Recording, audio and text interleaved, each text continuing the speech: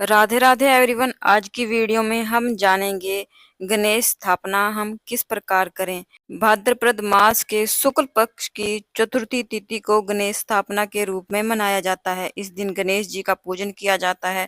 गणेश जी को पूरे 10 दिन के लिए अपने घर में स्थापित किया जाता है और उनका पूजन किया जाता है। तो सबसे पहले हम चौकी लगाएंगे। चौकी पर लाल रंग का वस्त्र बिछाएंगे।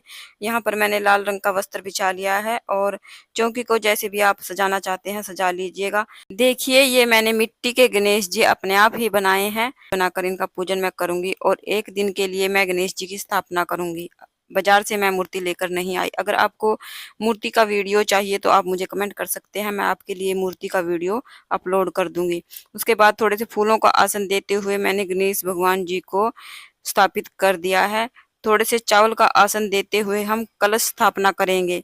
कलश में मैंने पूरा कंठ तक कलश को जल से भर लिया है। उसमें सिक्का, सुपारी, हल्दी की गांठ, लौंग, इलायची और थोड़े से फूल डाल दिए हैं। तो इस तरह से मैंने कलश को पूर्ण कर लिया है।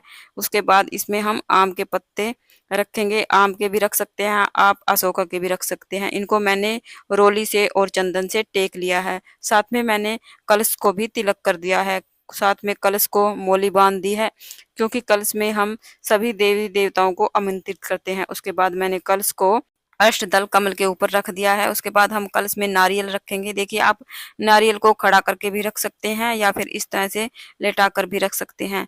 ध्यान रखेंगे कलश का मुख पूजा करने वाले की तरफ होना चाहिए। तो इस तरह से मैंने कलश की स्थापना कर दी है।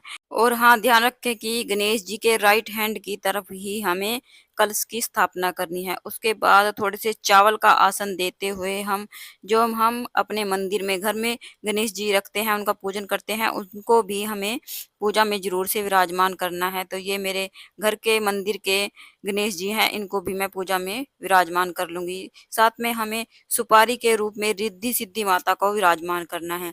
उसके बाद भाव स्वरूप जल के छींटे देते हुए हम सभी को स्नान करा लेंगे। यहाँ पर मैंने सभी को स्नान करा दिया है। उसके बाद थोड़े से फूलों का आसन देते हुए हम दीप प्रज्वलित करेंगे, क्योंकि दीपक हमारी पूजा का साक्षी होता है। उसके बाद हम गणेश जी को जनेऊ समर्पित करेंगे। अगर हो सके तो आप पीला जनेऊ समर्पित करें, पीला ना हो तो आप जनेऊ को थोड़ी सी हल्दी या चंदन भी लगा सकते हैं।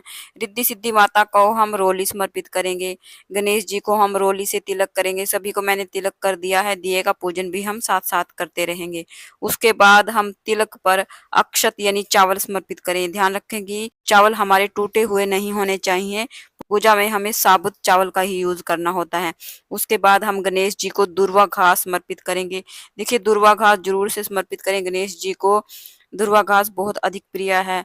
हो सके तो आप पूरे 10 दिन रोजाना गणेश जी को दुर्वा घास समर्पित करें और एक दिन ही लेकर आ जाएं। दुर्वा घास बासी नहीं मानी जाती है और रोजाना आप उसी घास को समर्पित कर सकते हैं। उसके बाद हम फूल समर्पित करेंगे। हो सके तो गणेश जी के लिए लाल फूलों की व्यवस्था करें। लाल फूल गणेश जी को बहुत प्रिय हैं। अगर लाल ना मिले तो जो भी फूल आपको मिल जाए वो फूल समर्पित करें। उसके बाद हम गणेश जी को देखिए विशेष भोग लगाया जाता है। इस तरह से नारियल के टुकड़े में गुड़ को डालकर भोग में दिया जाता है, वो हम गणेश जी के पास ही रखेंगे। उसके बाद गणेश जी को हम लड्डू का, बर्फी का या फिर कोई भी मिठाई या मोदक का भोग लगाएं। साथ में ऋतु फल का भोग हम लगाएंगे। उसके बाद हम जल का भोग लगाएंगे। उसके बाद हम हाथ जोड़कर गणेश भगवान से, रिद्धि सिद्धि माता से भोग ग्रहण करने के लिए प्रार्थना करेंगे। तो इस प्रकार से हमने पूजा कर ली है। उसके बाद हम हाथ में फूल लेकर या चावल लेकर हम गणेश चतुर्थी की कथा सुनेंगे। कथा का वीडियो मेरे दूसरे चैनल पर अपलोड है, कथा विद रीटा के नाम से। आप वहां से कथा सुन सकते हैं, लिंक मैं डिस्क्रिप्शन में दे दूंगी। उसके बाद जो फूल हमारे हाथ में है उसको हम गणेश भगवान को समर्पित करेंगे और थोड़े से फूल हम जल के लोटे में डाल देंगे। उसके बाद हम बहुत ही प्रेम पूर्वक हमें आरती करनी है। गणेश जी की आरती करेंगे, रिद्धि सिद्धि माता की आरती करेंगे। अगर आपको आरती नहीं आती तो आप फोन में चलाकर भी आरती कर सकते हैं, या फिर आप दिए को क्लॉकवाइज 5 या 7 बार घुमाकर, इसको भी आरती का ही स्वरूप माना जाता है। उसके बाद हम दक्षिणा रखेंगे। देखिए, दक्षिणा हमें पूरे 10 दिन में एक दिन ही रखनी है। आप पहले दिन, स्थापना के दिन दक्षिणा रख दें या फिर आप आखिरी के दिन में दक्षिणा रख दें। उसके बाद हाथ जोड़कर हम भगवान से प्रार्थना करेंगे, अपनी मनोकामनाओं के लिए प्रार्थना करेंगे। अगर पूजा में कोई गलती रही है तो उसके लिए हम क्षमा याचना करेंगे। तो इस प्रकार से हम पूजा कर लेंगे। उसके बाद हम अपने सीधे हाथ में थोड़ा-सा जल लेकर चौकी के चारों तरफ से 2 बार वार लेंगे, आचमन कर लेंगे। इस तरह से हमारी पूजा पूर्ण हो जाएगी। आचमन करने के बाद जो भोग प्रसाद हमने पूजा में चढ़ाया है, इसको हम परिवार के सभी सदस्यों में बाँट देंगे और जो नारियल और गुड़ का प्रसाद हमने गणेश जी को चढ़ाया है, वो गणेश जी के पास ही रखा रहेगा पूरे 10 दिन तक। इसको हमें नहीं हिलाना है। जो भोग प्रसाद आपने चढ़ाया है, उसको परिवार के सभी सदस्यों में बाँट दें। देखिए, चंद्रमा को इस पूजा में अर्घ नहीं दिया जाता है। आप जो जल का लोटा है, इसको आप नीचे ही पौधों में डाल दें। चंद्रमा को गणेश जी की पूजा में नहीं देखा जाता है। शाम को भी आपको चौकी पर दीपक जलाना है, पूजा अर्चना करनी है।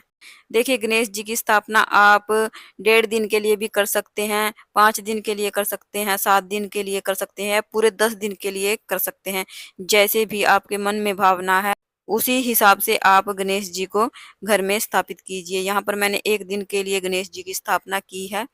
अगर आपको वीडियो अच्छा लगा है, आपके लिए यूज़फुल रहा है, तो प्लीज़ वीडियो को लाइक कीजिए और हम महिलाएँ घर में तीज त्योहार कैसे करते हैं, ये जानने के लिए मेरे चैनल को सब्सक्राइब कीजिए। मैंने आपको गणेश चतुर्थी की पूरी पूजा विधि बहुत ही आसान तरीके से बता दी है। अगर आपके मन में अभी भी कोई डाउट है, तो आप मुझे कमेंट कर सकते हैं। मैं आपके डाउट को क्लियर करने की पूरी कोशिश करूँगी। तो फिर मिलते हैं। राधे राधे।